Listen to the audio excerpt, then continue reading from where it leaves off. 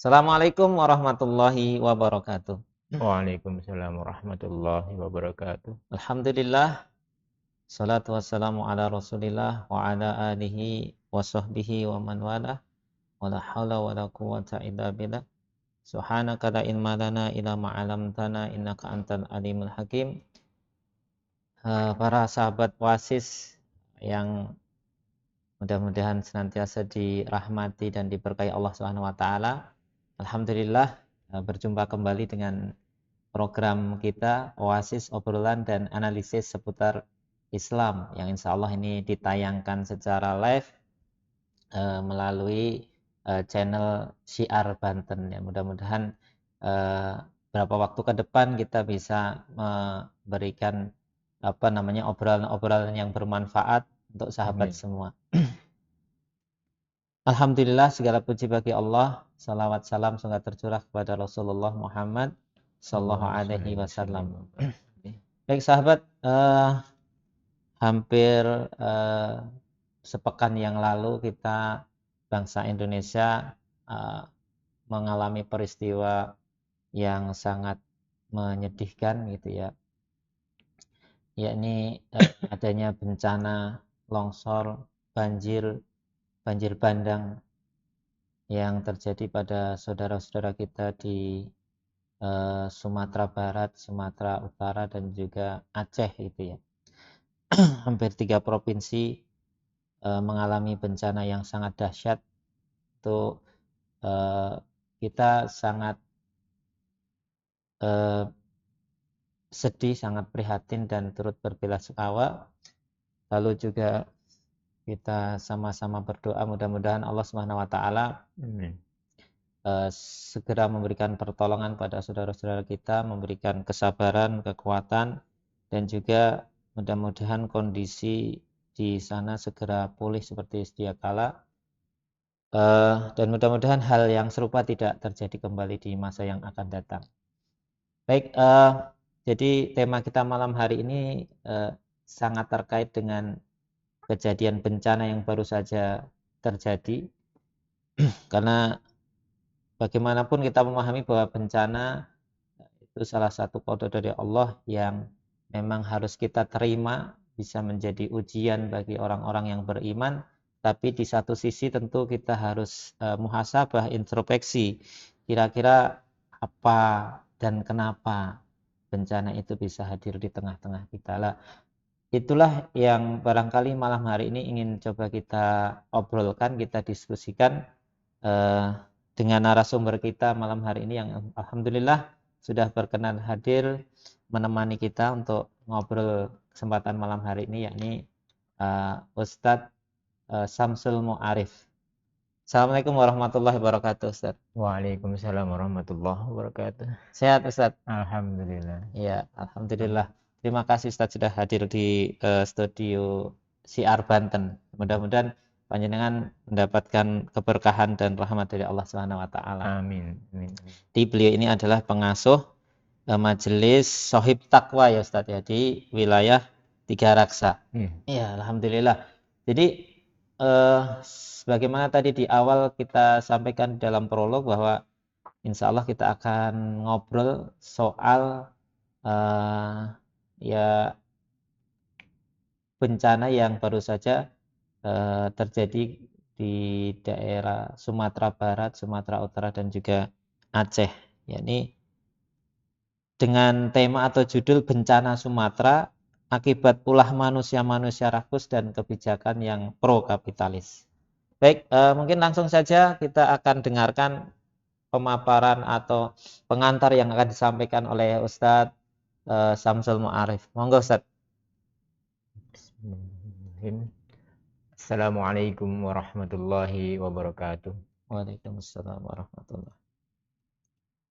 Innal hamdalillah nahmaduhu wa nasta'inuhu wa nastaghfiruh wa na'udzu billahi min shururi anfusina wa min sayyiati a'malina. May yahdihillahu fala mudhillalah wa may yudlilhu fala hadiyalah. Assalatu wassalamu ala khairi khalqihi Rasulillah Sayyidina Muhammad ibn Abdullah wa ala alihi wa ashabihi wa man tamassaka bi sunnati rasulih wa man da'a bi da'watihi wa man tabi'ahu walah. Rabbi israh li sadri wa yassir li amri wahlul 'uqdatam min lisani yafqahu qawli, amma ba'du. Fa ya ikhwani fillah rahimani wa rahimakumullah, usikum wa nafsi bi taqwallah faqad fazal muttaqun. Kama qala ta'ala, ya ayyuhalladzina amanu taqullaha haqqa tuqatih wa la tamutunna illa wa antum muslimun. Al-ayah. Alhamdulillah, pemirsa Syiar Banten yang dirahmati Allah Subhanahu wa taala, di agenda Oasis ya, obrolan analisis seputar Islam. Alhamdulillah pada malam hari ini kita bisa bertemu kembali memperbincangkan masalah-masalah kekinian yang dialami khususnya umat Islam atau umumnya kepada manusia secara umum. Alhamdulillah pada malam hari ini mengangkat tentang bagaimana tragedi bencana yang belum nasional ya. Belum Yang kemudian ke arah nasional. Seharusnya ke arah nasional ya. Melihat korban yang begitu luar biasa dan juga kerusakan yang ditimbulkan yang juga sangat luar biasa. Pemirsa Oasis yang dirahmati Allah Subhanahu wa taala, bahwasanya apa yang tadi telah dijelaskan di minggu-minggu kemarin, kita bisa melihat di media sosial bagaimana kemudian bencana yang dialami oleh saudara-saudara kita di Aceh, di Sumatera Utara ataupun Sumatera Barat itu sangat luar biasa ya. Bahkan korban meninggal itu lebih dari 600 jiwa. Itu yang sudah terdeteksi, belum yang kemudian masih dalam pencarian ya. Maka kalau kita melihat hal seperti ini, tentu tadi ya benar yang dikatakan bahwasanya kita harus muhasabah yang pertama, kemudian juga kita harus sabar terutama karena ini semua adalah qada Allah Subhanahu wa taala. Ya. Kalau dilihat dari sisi ini sebuah takdir dari Allah Subhanahu wa taala, ini sebuah qada dari Allah Subhanahu wa taala, maka tentu kita harus menyikapinya dengan cara bersabar ya. Tapi kalau kita lihat dari sisi aspek wilayah yang dikuasai oleh manusia, di samping ini disebabkan karena iklim yang luar biasa ya, sehingga mengakibatkan curah hujan yang begitu tinggi ya. Tentu juga ada aspek-aspek yang kemudian ini dikaitkan dengan usaha manusia ya. Contohnya bagaimana kerusakan yang terjadi ya, kerusakan alam yang terjadi di Sumatera ini menurut Walhi ya. Itu tahun 2016 sampai tahun 2025 itu 1,4 juta hektar itu hutan lindung itu menjadi kawasan yang rusak ya. Dengan lebih dari 600 perusahaan yang masuk ke sana ya. Ini juga menjadi salah satu faktor penyebab kenapa kemarin itu ya banjir seperti itu. Di samping tadi ya, di samping iklim yang memang tidak kondusif ya. Maka kalau kita melihat seperti itu, Allah Subhanahu wa taala sudah menyampaikan ya dalam Quran surat Rum ya, di mana Allah Subhanahu wa taala berfirman, "Zaharal fasadu fil barri wal bahri bima kasabat aydin nas liyudhiqahum ba'dalladzi amilu la'allahum yarji'un." Ya. Jadi telah nampak fasad, kerusakan fil barri wal bahri ya, baik di daratan dan juga di lautan, bima kasabat aydin nas. Ini karena apa? Karena ulah tangan manusia. Ya. Liyudhiqahum ba'dalladzi amilu, supaya Allah Subhanahu wa taala dengan nampaknya kerusakan itu Allah merasakan kepada mereka itu ba'dalladzina amilu, sebagian dari apa yang telah mereka lakukan. La'allahum yarji'un, mudah-mudahan mereka bisa kembali ketika kemudian merasakan ini. Artinya di sini Allah Subhanahu wa taala juga memerintahkan kepada kita agar bermuhasabah terkait dengan bencana ya. Bahkan kalau istilah zauk itu kan cita rasa itu kayaknya nyicipi. Ini artinya di sini Allah baru memberikan hidangan sedikit untuk atau agar manusia itu mencicipi ya, mencoba sedikit dari apa yang mereka lakukan, kerusakan alam yang mereka lakukan dengan melakukan pembalakan liar, melakukan penebangan pohon dan sebagainya, maka Allah berikan kepada mereka cobaan sedikit dari apa yang telah mereka lakukan. Agar apa? Supaya la'allahum yarji'un, supaya mereka itu kembali kepada Allah Subhanahu wa taala. Ya. Baik pemirsa Oasis yang dirahmati Allah Subhanahu wa taala. Di sini sikap kita sebagai seorang muslim tentu yang pertama adalah bersabar atas qada Allah Subhanahu wa taala. Sebagaimana Allah Subhanahu wa taala berfirman dalam Quran surat At-Taubah ayat 51, "Qul la yusibana illa ma kataballahu lana huwa maulana wa 'alallahi falyatawakkalul mu'minun." Katakanlah, tidak akan memberikan musibah kepada kami kecuali apa-apa yang telah Allah tetapkan kepada kami. Dialah Allah maulana, dialah Allah pangeran kami, dialah Allah Tuhan kami.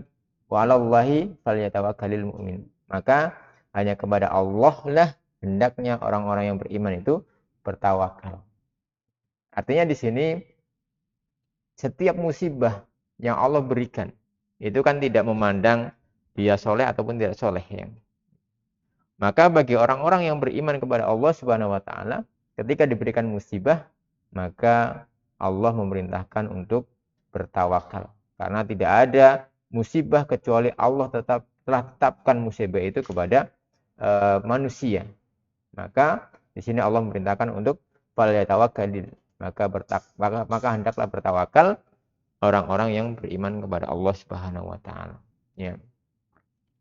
Atau dalam ayat yang lain Allah Subhanahu wa taala berfirman, "Alladzina idza asabahum musibatun qalu inna lillahi wa inna ilaihi raji'un."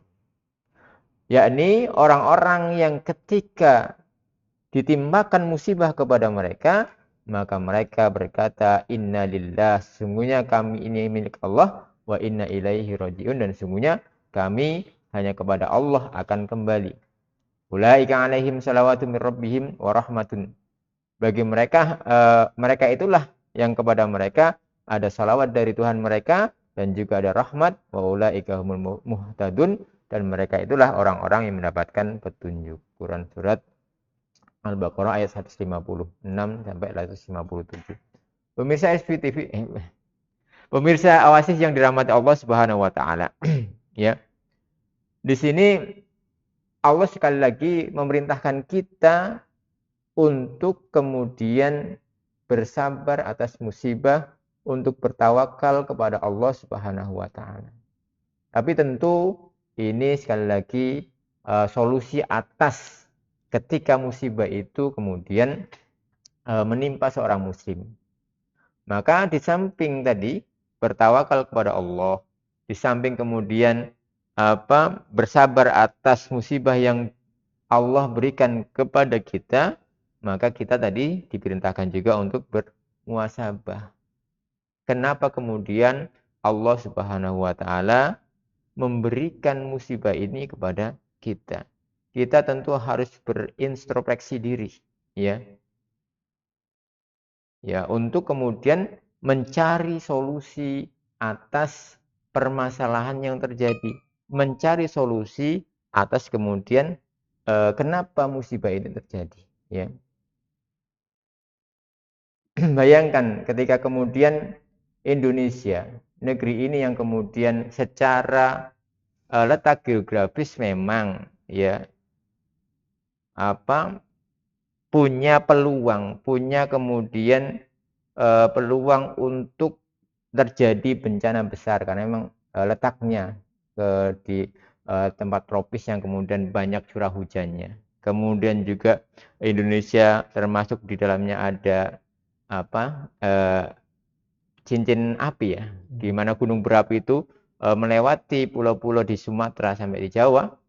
Itu maka seharusnya pemerintah sigap untuk menanggapi ini, ya. Artinya ada mitigasi atas bencana, sehingga kemudian bencana ini bisa tertanggulangi dengan cepat. Ya. Itu. Kemudian kalau kita lihat apa yang terjadi di Aceh, apa yang terjadi di Sumatera Utara ataupun di Sumatera Barat itu kan karena banyaknya deforestasi atau perubahan fungsi hutan tadi. Ya, bahkan Global Forest Awards itu memberikan catatan ada 10,5 juta hektar pada tahun 2002 sampai 2023 itu hutan itu terjadi deforestasi, yang tadinya ada hutan lindung menjadi kemudian hutan sawit. Ya. Kalau kata siapa itu kan sama-sama punya daun kan gitu ya. Sama-samanya pohon Ya, gitu. sama-sama pohon ya. Tapi ternyata fungsinya sangat berbeda. Ini menunjukkan bagaimana bencana kemarin itu memang terjadi karena adanya deforestasi. Ya. Kemudian bagaimana tadi pandangan Islam terkait dengan hal ini, terkait dengan apa penebangan hutan dan lain sebagainya. Maka terkait dengan penambangan, kemudian penebangan hutan yang kemudian dijadikan hutan tanaman industri ya, ya itu maka di sini Rasulullah SAW pernah menyampaikan dalam sabdanya, al-muslimuna syuraka'un fisalas, al-ma' wal kala wanar. Hadis riwayat Ibnu Majah. Ya. Jadi kaum muslimin itu berserikat dalam 3 hal. Alma, air, alkala, padang rumput, benar dan api. Ya. Maka di sini yang dimaksud alma itu kaum muslimin berserikat, artinya kepemilikan atas air, yakni sungai, danau, ya, atau kalau di ASDP ya, sungai, danau, dan pelabuhan artinya laut, itu adalah milik kaum muslimin. Maka tidak boleh dimiliki oleh individu ya ataupun oleh negara. Ya. Kehadiran negara itu mengelola milik umum tadi, milik umat tadi untuk digunakan sebenarnya untuk kemakmuran rakyatnya. Kemudian al-kala, ya, al-kala itu padang rumput itu termasuk hutan di dalamnya, ya. Maka kepemilikan atas hutan dalam syariat Islam itu adalah milik umum. Yang ini adalah milik kaum muslimin. Sehingga tidak bisa dimiliki oleh individu. Tidak bisa dimiliki oleh perusahaan-perusahaan. Ya. Ini. Kemudian anar, ya, api. Yang termasuk dalam api ini juga termasuk sumber daya energi, misalkan ada batu bara, ya ada minyak bumi dan sebagainya. Yang ini juga merupakan milik umum. Maka tugas negara adalah mengelola ini semua yang kemudian hasilnya dikembalikan untuk umum, untuk rakyat maksudnya. Sehingga ketika negara hadir mengelola ini semua, maka kemudian hasilnya itu akan dikembalikan kepada rakyat atau kepada umat. Itu yang pertama, terkait dengan kepemilikan. Islam itu membagi kepemilikan itu ada 3 ya, kepemilikan individu, kepemilikan negara, dan juga kepemilikan umum. Jadi kalau kemarin ada yang bilang zero mining ya misalkan, itu apa istilahnya itu ya, itu juga tidak tepat ya. Artinya dalam Islam juga tidak zero mining, tapi bisa mining itu atau pertambangan itu dikelola oleh negara. Karena saat ini kan pertambangan itu lebih dikelola oleh swasta ya. Yang itu kemudian mengakibatkan pembalakan hutan dan lain sebagainya, yang kemudian hasilnya atau akibatnya adalah banjir bandang dan longsor tadi. Itu yang pertama. Yang kemudian yang kedua, Islam juga melarang doror ya. Dalam hadis Rasulullah SAW bersabda, la dororo wala dirar, man dorro dorahullahu wa man syakko syakkallahu alaihi. Ya. Maka janganlah engkau membuat doror dan juga membahayakan. Barang siapa yang membahayakan, maka Allah Subhanahu wa taala akan membahayakan dirinya. Dan barang siapa yang syakko, yang membuat sempit, maka Allah Subhanahu wa taala akan menyempitkannya, ya. Ini yang kedua, yaitu artinya ketika eh, penambangan ataupun yang lainnya, penambangan hutan, pembalakan liar itu merupakan doror, maka tentu ini harus dihindari atau harus dicegah, ya. Karena kita lihat saat ini memang dorornya sangat luar biasa, ya. Itu yang kedua. Kemudian yang ketiga, dalam Islam, ya, ini sebagai kepala negara atau khalifah itu boleh merelokasi pemukiman warga ketika kemudian pemukiman itu memang berbahaya bagi rakyatnya. Bal amirul ladzi 'alan nasi ra'un wa huwa mas'ulun anhum. Seorang amir atas rakyat itu adalah ra'un atau pengembala, maka dia akan dimintai pertanggungjawaban terkait dengan rakyatnya, ya. Ini berat bagi seorang pemimpin dalam Islam itu bertanggung jawab atas rakyatnya, apalagi kemudian ketika sampai mungkin saat ini itu bantuan pun belum maksimal, ya. Ada info itu di Aceh itu lampu itu padam, ya, artinya komunikasi sangat susah, ya. Ini menunjukkan bagaimana apa bertanggung jawab, ya, seorang pemimpin itu memang bertanggung jawab atas rakyatnya, dan seorang pemimpin tadi akan dimintai pertanggungjawaban terkait dengan rakyatnya, ya. Pemirsa Oasis yang dirahmati Allah Subhanahu wa taala, sebagai kesimpulan pada obrolan kita pada hari ini, pertama, ya, bahwasanya ketika bencana yang kita kaitkan saat ini melanda saudara-saudara kita yang ada di Aceh, di Sumatera Utara, bahkan di Padang atau Sumatera Barat itu sebenarnya adalah efek dari kebebasan ekonomi ala kapitalistik yang melahirkan para oligarki, ya, penguasa, ya, pengusaha juga kan gitu. Yang inilah kemudian tadi efek dari penerapan sistem kapitalis yang kemudian melahirkan oligarki tadi. Maka kita harus beralih dari kebijakan yang dalam sistem kapitalis tadi yang memberikan kebebasan secara bebas kepada para individu untuk menguasai kepemilikan umum tadi, kepada tatanan syariah, ya, kepada tatanan di mana Allah Subhanahu wa taala itu mengatur tentang kepemilikan tadi, ada kepemilikan individu, ada kepemilikan negara, dan juga ada kepemilikan umum, ya. Sehingga karena itu maka upaya penerapan syariat dalam semua aspek kehidupan adalah sebuah keniscayaan, ya, agar kemudian kita bisa tadi, kalau dalam surat Ar-Rum tadi, la'allahum yarji'un, kembalinya itu kepada siapa? Tentu kembalinya kepada Allah Subhanahu wa taala, kembalinya kepada penerapan syariat Islam tadi, ya. Yang ini yang kemudian kalau kita lihat dari sisi aspek sejarah, ini yang kemudian dipraktekkan oleh, ya, kaum muslimin sepanjang kehidupan mereka di bawah kekhilafan Islam selama berabad-abad. Ini yang harusnya menjadi solusi atas berbagai macam musibah bencana yang melanda kaum muslimin, ya. Terutama kalau kita lihat pada minggu ini adalah bencana tanah longsor dan banjir bandang yang ada di Aceh, Sumatera Utara, dan juga Sumatera Barat. Mungkin ini yang menjadi topik, ya, obrolan kita pada malam hari ini. Mudah-mudahan nanti bisa kita kembangkan lagi, ya, terkait dengan hal-hal yang lainnya. Mungkin itu. Assalamualaikum warahmatullahi wabarakatuh. Waalaikumsalam. Ya, tadi sudah pengantar tapi sudah sangat jelas sekali bahwa ternyata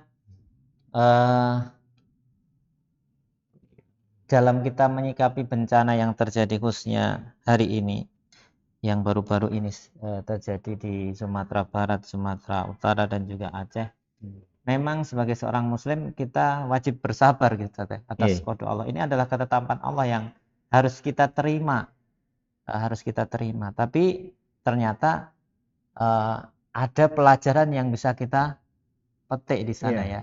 Gimana tadi kalau kita Boleh minum? mangga silakan. Cuman kopinya belum dibikin. Ya. Jadi kalau kita flashback ke belakang, tadi ternyata bencana ini tidak muncul hanya karena faktor alam atau iklim tadi ya. Ustaz tadi sebutkan iklim. Tapi di situ ada peran manusia merusak alam. Nah, tadi disebut ada deforestasi, apa namanya? Alih fungsi hutan gitu ya. Yang katanya apa namanya? Di hutan lindung kemudian berubah menjadi hutan sawit. Ya. Padahal itu kan jenis pohonnya beda walaupun katanya sama-sama pohon sama-sama punya daun ya. Hanya kan kalau dulu waktu belajar itu ada akar tunggal dan dikotil ya. akar ya. Jadi kalau kayak sawit itu kemungkinan tidak bisa menahan air gitu ya. Berbeda dengan pohon-pohon di hutan lindung itu kan akarnya menjalar ke mana. Nah, ini satu hal. Dan tadi disebut kerusakan yang ditimbulkan akibat industri yang mengeksploitasi hutan itu sangat besar. Tadi hanya dalam jangka waktu setahun ya, bukan setahun, berapa?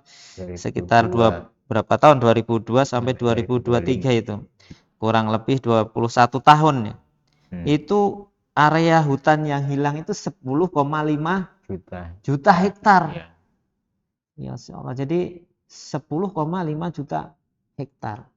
Nah, itu pun mungkin aktualnya bisa lebih besar ya. Mungkin. Ya, aktualnya bisa lebih besar. Artinya memang benar memang ada iklim yang berpotensi, curah hujan tinggi berpotensi mendatangkan bencana, musibah, banjir dan tanah longsor, tapi ternyata di situ ada peran manusia. Makanya disebut di dalam tema kita adalah karena kerakusan ulah manusia. Lah ini tapi hutan sebesar itu hilang kan nggak mungkin terjadi begitu saja kan? Atau misalkan illegal logging atau pembalakan liar yang dilakukan oleh individu kan nggak mungkin. Ini berarti ada biasanya kayak gitu ada izin pengelolaan hutan. Nah ini apa nggak dipikirkan dampaknya oleh orang yang membuat kebijakan pejabat-pejabat negara itu? Itu gimana kira-kira jalan berpikir? Apa karena memang karena mereka punya pemikiran tadi kapitalistik terus tidak peduli dengan dampak lingkungan. Ya. Baik ya. Jadi kalau kita lihat berbagai macam kerusakan, baik kerusakan fisik ataupun kerusakan pola pikir tadi ya. Artinya ketika kemudian ada pejabat yang memberikan izin pembalakan hutan, misalkan itu kan berarti pola pikirnya yang memang harus dibenahi. Artinya memang dari karakter awal kapitalis itu kan namanya roksun maliyun ya. Artinya apa yang ada di kepala itu isinya ya seputar materi, seputar harta saja. Ya, sehingga dari karakter kapitalis ini yang kemudian semua kebijakan itu ya lahir berdasarkan apakah kemudian ini menghasilkan materi atau tidak kan itu. Sehingga tidak lagi peduli apakah kebijakan ini akan kemudian membahayakan rakyat atau tidak ya. Karena akar masalahnya ada pada kebijakan yang berorientasi kapitalis tadi, yakni roksun maliyun tadi. Artinya kepalanya itu isinya ya harta saja. Yang penting ketika ada harta, ya udah ada misalkan materi atau ada uang, maka kebijakan itu bisa dibuat ya. Ini yang menjadi akar masalah kenapa kemudian banyak kebijakan yang itu tidak pro rakyat ya, tapi malah pro kepada para pengusaha-pengusaha atau oligarki lah istilahnya. Ini karena memang dari pemikiran dasar yang mendasari mereka itu adalah tadi kapitalisme tadi ya, yang memiliki akidah itu memiliki pemikiran dasar itu sekuler ya, bahwasanya tidak bisa agama itu digunakan untuk mengatur kehidupan. Sehingga ketika tadi Rasulullah SAW tadi menyatakan kaum muslimin berserikat dalam 3 hal itu ya diabaikan ya. Karena memang karakter dasar dari kapitalisme itu adalah sekularisme itu sendiri yang kemudian meniadakan agama untuk mengatur kehidupannya. Sehingga dari sinilah berbagai kebijakan lahir dari ide dasar sekularisme tadi dalam ideologi kapitalisme. Ya, mungkin itu sebagai dasar kenapa kemudian kok melahirkan tadi kebijakan-kebijakan yang banyak malah pro pengusaha, tidak pro rakyat. Kan kita lihat terjadinya pertentangan antara masyarakat dan perusahaan ketika kemudian perusahaan-perusahaan itu melakukan pembalakan liar tadi. Banyak kemudian masyarakat yang protes, tapi protes mereka tidak digubris, bahkan berakhir pada penjara kan gitu. Berakhir pada kemudian dipanggil dan kemudian masuk ke sel dan sebagainya. Itu sebagaimana yang terjadi pada para aktivis lingkungan. Kan? Itu kan seperti itu. Ya, karena pemikiran dasar dari kapitalisme yaitu sekularisme itu. Gitu. Ya. Kemarin ya saya juga lihat di salah satu tayangan berita itu ya soal kayak di Tapanuli itu ya, di Tapanuli itu kan bupatinya sebenarnya sudah mengirim surat ke pusat gitu ya, ke kementerian untuk menghentikan ya praktek eksploitasi hutan itu. Karena melihat bahwa ini akan berbahaya bagi lingkungan dan berdampak kerusakan lingkungan yang sangat berat. Ya. Jadi itu sempat dihentikan beberapa waktu, tapi kemudian ternyata selang sebulan kalau nggak salah ternyata izinnya dikeluarkan kembali.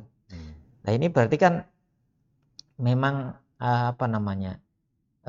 tadi disebut mitigasi bencana dari khususnya pengelola kebijakan itu gimana ya, tidak diperhatikan, tidak diperhatikan sama sekali. Nah ini kemudian yang hari ini menjadi PR ke depan, karena ya kerusakan hutan yang begitu luas, begitu besar tentu nggak bisa diperbaiki dalam waktu singkat gitu ya. Pohon yang sudah ratusan tahun mungkin kemudian ditebang dan digunduli. Nah ini kan untuk mengembalikan fungsinya tentu sangat butuh waktu. Nah ketika melihat ini kan berarti wajar saja kemudian kerusakan ini akan terus terjadi. Nah, sedangkan kalau di dalam Islam itu terkait pemanfaatan hutan, pemanfaatan barang-barang tambang dan lain sebagainya itu ada tidak? Boleh tidak? Ya. Baiknya.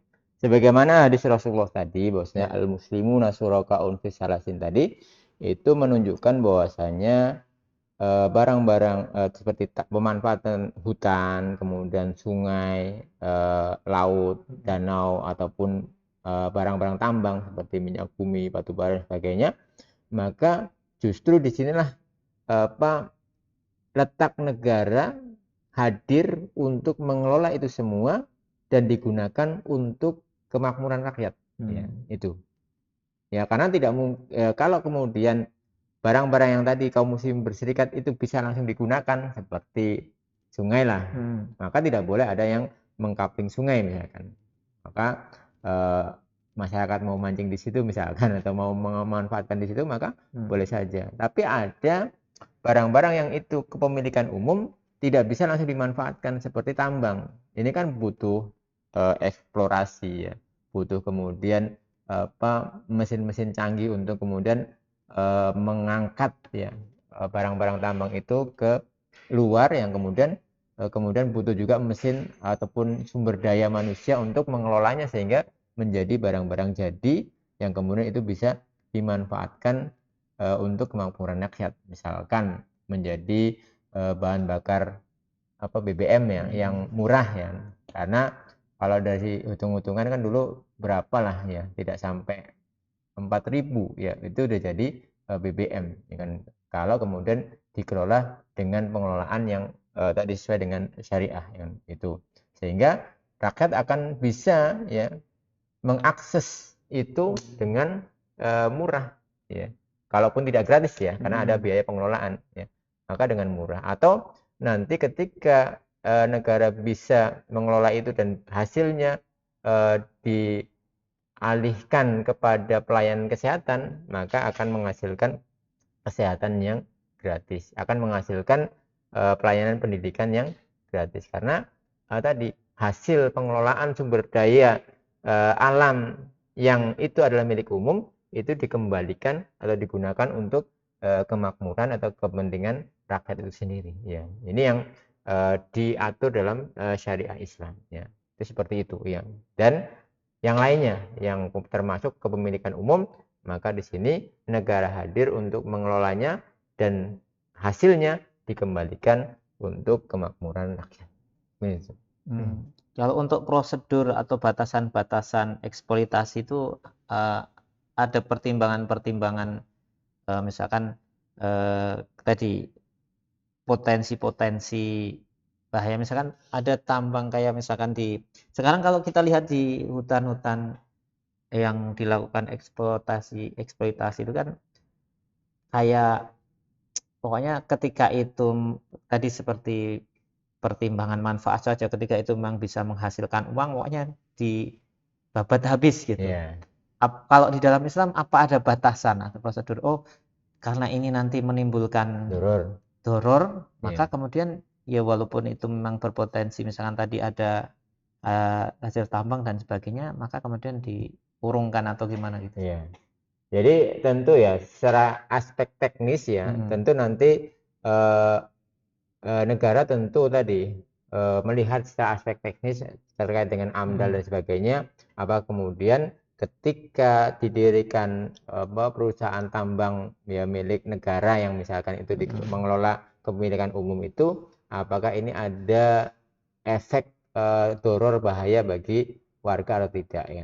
Kalau pun ada, maka bisa tidak dilanjutkan atau dengan cara tadi kan sebagai kepala negara itu punya wewenang untuk bisa merelokasi warga dari situ dan diberikan tempat yang layak untuk mereka ketika kemudian hal itu menjadi bahaya ketika tinggal di situ ya.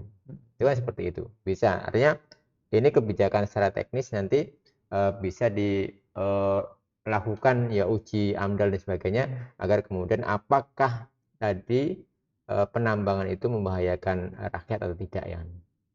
Terkait dengan itu maka ya tadi butuh masukan-masukan dari orang-orang yang kompeten di bidangnya ya. Gitu. Kan terkait dengan aspek teknis, tapi secara global seperti itu, secara umum maka kepemilikan umum itu dikelola oleh negara untuk kemakmuran rakyat ya. Dalam Islam seperti itu.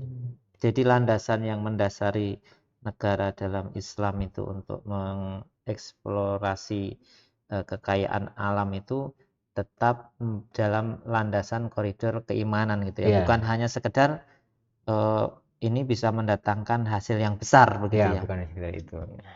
Karena saya lihat kalau fenomena yang terjadi hari ini tuh kayaknya kalau memang ini mendatangkan hasil besar nggak peduli. Jadi sepertinya kayak misalkan apa namanya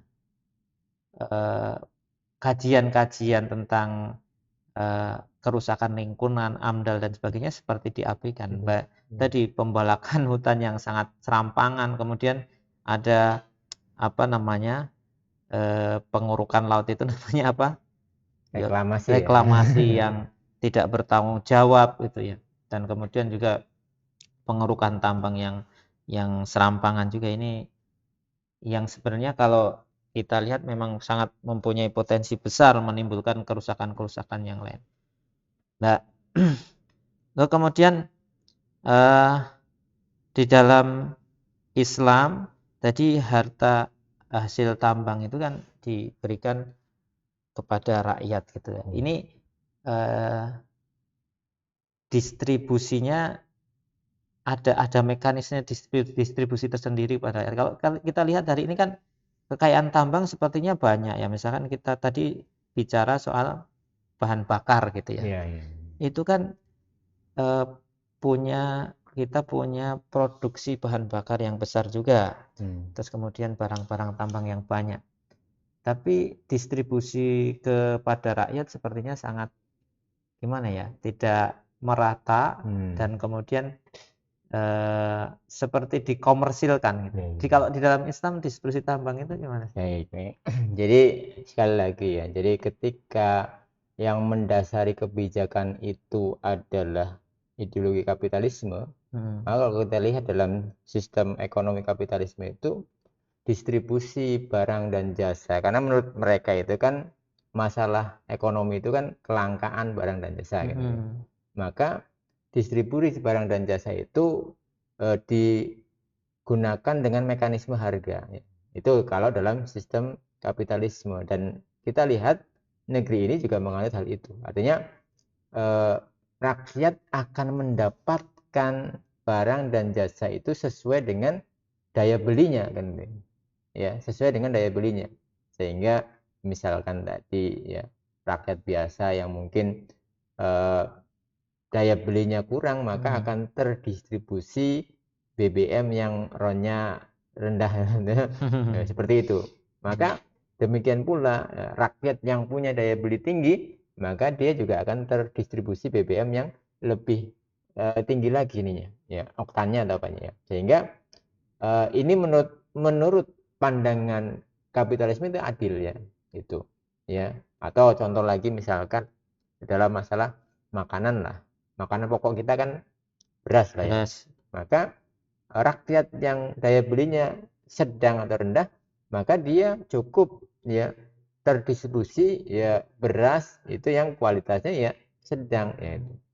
Demikian pula ya rakyat ya anggota masyarakat yang kemudian daya belinya tinggi, maka dia akan terdistribusi ya tadi beras dengan kualitas bagus. Ini menurut pandangan Teori ekonomi kapitalis itu adil, karena distribusi barang dan jasa itu diserahkan kepada mekanisme pasar. harga. Berbeda dengan Islam. Islam itu memandang masalah ekonomi itu masalah ada dalam masalah distribusinya ya, bukan pada kelangkaan barang dan jasa ya. Karena dalam Islam itu barang dan jasa sebagai alat pemuas kebutuhan manusia itu cukup. Allah sudah berikan, itu pasti cukup. Yang menjadi masalah kan tadi, apakah barang dan jasa sebagai alat pemuas kebutuhan itu terdistribusi dengan baik atau tidak ke tengah-tengah masyarakat. Maka Islam hadir dalam rangka untuk mendistribusikan barang dan jasa itu agar kemudian setiap warga negara, baik dia itu muslim ataupun non muslim misalkan, maka akan terdistribusi barang dan jasa yang itu bersifat pokok ya, sandang, pangan, papan ya, pendidikan, kesehatan, maka itu akan dipastikan terdistribusi dengan baik orang per orang atau rakyat, satu rakyat per satu rakyat ya. Baik dia itu muslim ataupun non muslim, selama dia memiliki kewarganegaraan, maka akan terdistribusi barang dan jasa itu. Karena menurut Islam itu masalah ekonomi itu adalah masalah dalam distribusinya. Berbeda ini pandangan kapitalisme tadi ya. Sehingga kalau kita lihat saat ini masyarakat susah mendapatkan barang dan jasa, itu memang karena memang tadi berakar pada pandangan kapitalisme terkait dengan distribusi banyak barang dan jasa ke tengah-tengah masyarakat. Yang ini kemudian dalam Islam memandang ya masalah ekonomi itu ada dalam masalah distribusi. Insya Allah ketika kita tadi kembali kepada Allah, kembali kepada syariat Allah Subhanahu Wa Taala, maka masalah ini akan teratasi. Karena Islam fokus pada masalah distribusi barang dan jasa ke tengah-tengah masyarakat. Itu mungkin. Ya. Jadi Islam juga punya mekanisme ya soal Ya. pengelolaan harta kekayaan alam, terus bagaimana cara eksplorasi hasil kekayaan alam gitu Ya. ya. Nah ini eh, apa namanya? Kira-kira hal ini eh, kenapa tidak dipahami oleh umat Islam gitu Ustaz? Kadang kita mikir sebagian besar kita umat Islam itu hanya melihat Islam itu dari sisi apa namanya individu saja gitu ya.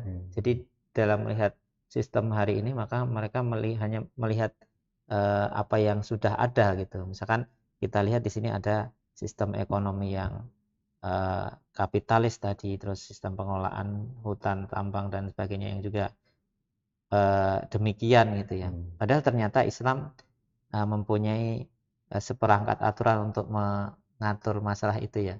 Kira-kira masalahnya di mana? Apa kurang penyampaian kepada umat Islam atau memang apa gitu? Ada masalah apa? Ya tentu faktor eksternal dan internal itu pasti ada ya. Artinya faktor internal umat Islam, kenapa kemudian mayoritas umat Islam tidak memahami hal ini ya karena memang tadi sekali lagi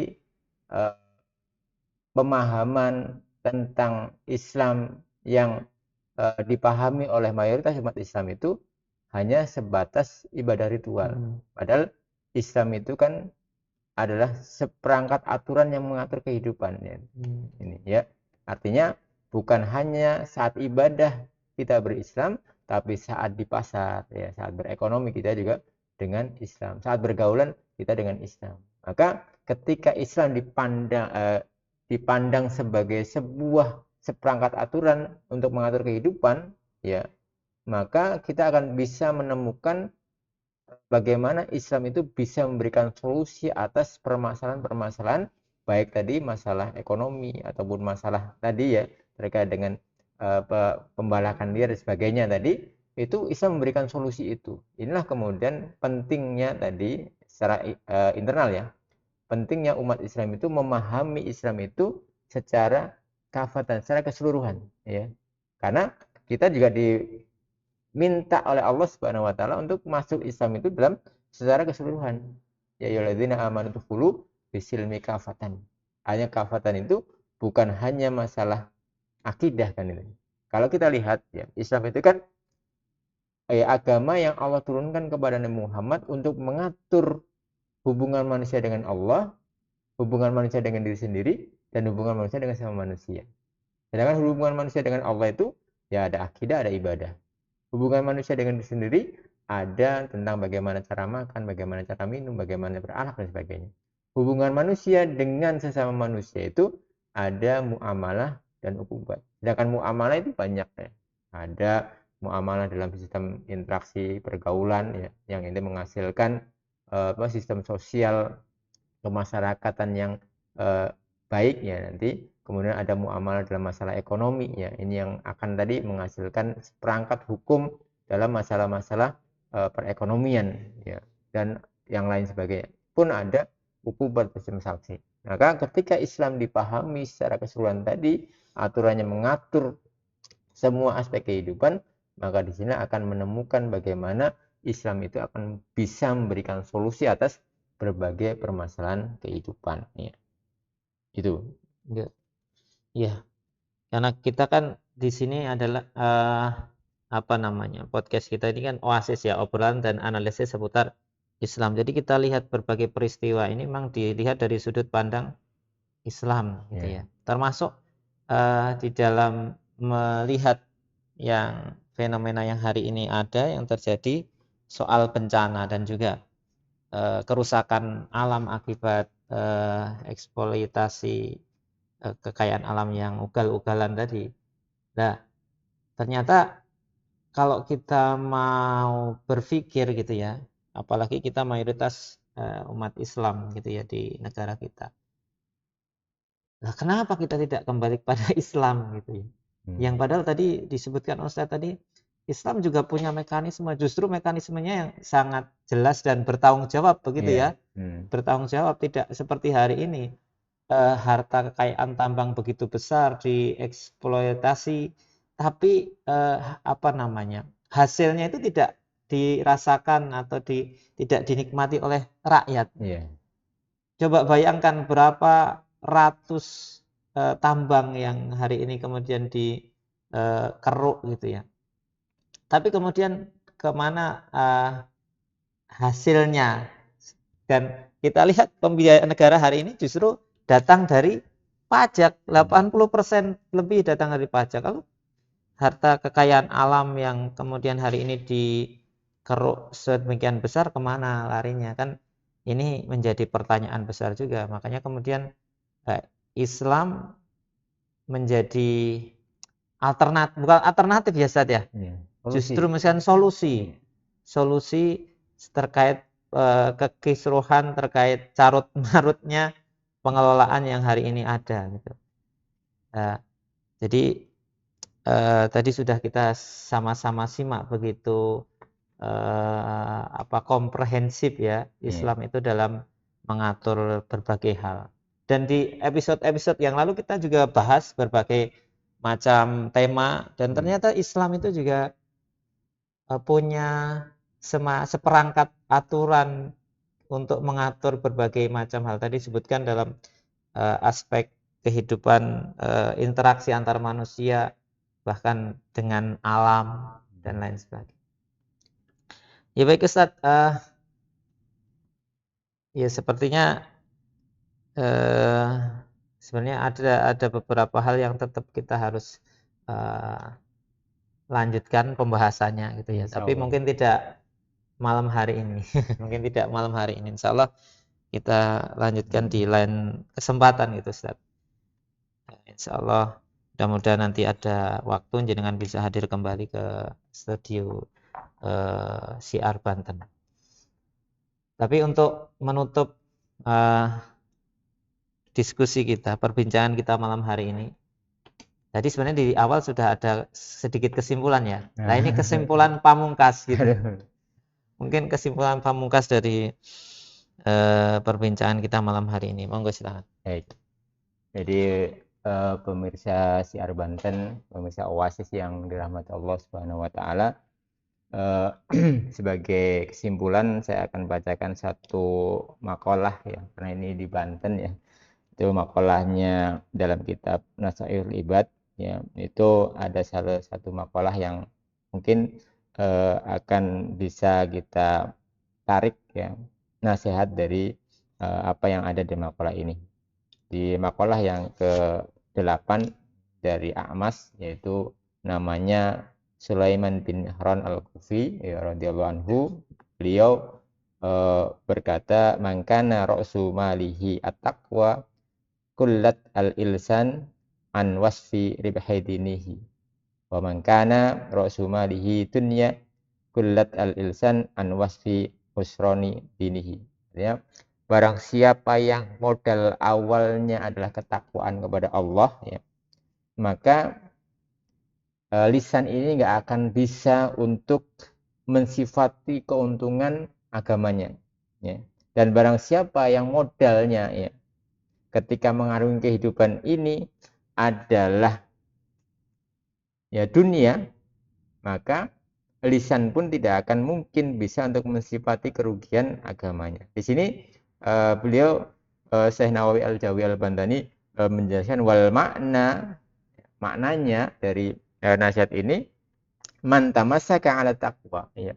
Barang siapa yang tamasak, berpegang teguh ya dengan ketakwaan, biimtisali awamirillahi, dengan tadi menyesuaikan perintah-perintah Allah atau melaksanakan perintah Allah, wasjinabi al-ma'asi, menjauhi maksiat, bi an asasa af'alahu, dengan menjadikan pondasi atau asas dari perbuatannya bi muwafiqati syar'i, menyesuaikan dengan syarak atau hukum Allah, falahu hasanatun kasiratun, maka baginya kebaikan yang banyak, la tuqsa, tidak akan berkurang.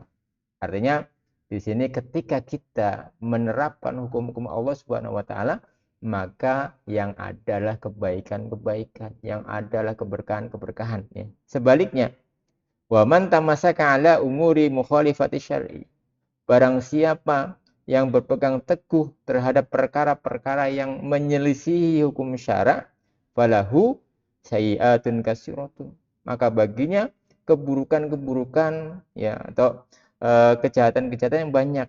Ajazat al-ilsan, yang lisan ini tidak mungkin andzikri dzalika, untuk menyebutkan hal itu bil adat jumlahnya. Artinya begitu banyak keburukan, begitu banyak kejahatan, begitu banyak kemaksiatan yang akan dihasilkan ketika orang tadi modalnya adalah dunia.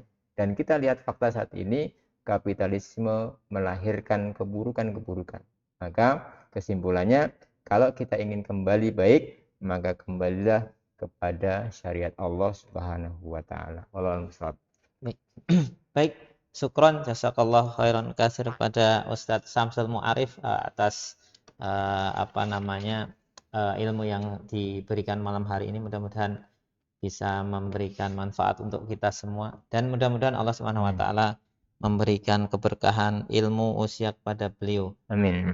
Baik, sahabat Oasis, ya demikian tadi perbincangan kita malam hari ini terkait tema bahwa bencana Sumatera itu adalah atas ulah tangan kerakusan manusia dan juga kebijakan-kebijakan yang pro kapitalis gitu ya. Mudah-mudahan kita bisa mendapatkan tambahan wawasan dan ilmu, dan yang paling penting sebagaimana pesan tadi Ustadz Samsul Mu'arif, bahwa kita harus kembali belajar memahami Islam dan juga berupaya untuk menerapkan Islam, dan mudah-mudahan Allah Subhanahu wa taala memberikan pertolongan kepada kita agar segera Islam itu menjadi sistem aturan yang mengatur kehidupan kita bersama. Dan juga tidak lupa mudah-mudahan Allah Subhanahu wa taala senantiasa segera memberikan pertolongan kepada saudara-saudara kita yang hari ini sedang mengalami musibah bencana, dan memberikan kepulihan gitu ya, menyegerakan kepulihan kondisi mereka di sana. Kita akhiri perjumpaan kita malam hari ini dengan sama-sama membaca hamdalah, istighfar dan kifaratul majlis. Alhamdulillahirabbil alamin. Astaghfirullahaladzim. Subhanakallahumma bihamdika asyhadu an la ilaha illa anta astaghfiruka wa atubu ilaik. Assalamualaikum warahmatullahi wabarakatuh. Waalaikumsalam.